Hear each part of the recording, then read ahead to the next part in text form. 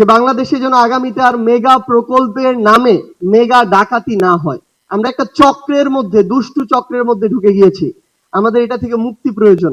যখন যৌক্তিক হোক অযৌক্তিক হোক তর্কটা যখন নিজেদের মধ্যে চলে আসে, তারা তখন দর্শক সারিতে বসে যারা এতদিন এই লুটপাটগুলো করেছে আরামায়েশ করে আর আমাদেরকে দেখে মজা নেয়।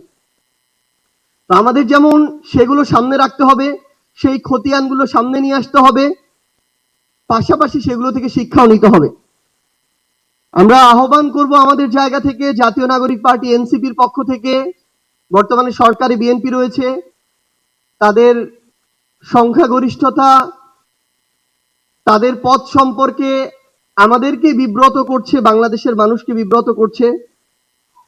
আমরা তাদেরকে আহ্বান করব যে বাংলাদেশে যেন আগামীতে আর মেগা প্রকল্পের নামে মেগা ডাকাতি না হয়।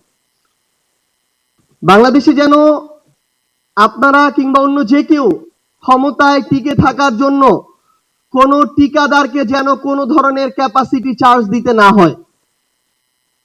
বাংলাদেশে যেন ঋণ খেলাপি নামক ব্যবসা আর শুরু না হয়। বাংলাদেশে যেন পাচার নামক লুটপাট আর না হয়। যে বাংলাদেশের যতটুকু রাজস্ব প্রয়োজন তার ধারে কাছেও যখন হয় না, তখন সরকারকে 2 মাস যেতে না যেতেই 50,000 কোটি টাকা ঋণ নিতে হয়। তো আমরা আমাদের জায়গা থেকে দিন শেষে আহ্বান করব যে আমাদের এই সামগ্রিক একটা সংস্কার দরকার।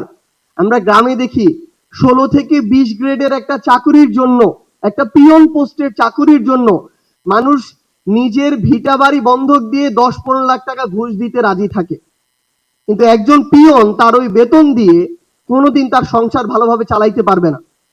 তার মানে ওই 10-15 হাজার টাকা তার মূল লক্ষ্য না, তার মূল লক্ষ্য ওই পথটাকে ব্যবহার করে অসৎ উপায়ে আরো টাকা উপার্জন করা, যেখানে মানুষদেরকে জিম্মি করা হয়, যেখানে অনেক মানুষের সাথে বৈষম্য হয়, অনেক মানুষের সাথে অন্যায় হয়, যেখানে মানুষ তার ন্যায্য অধিকারটা পায় না।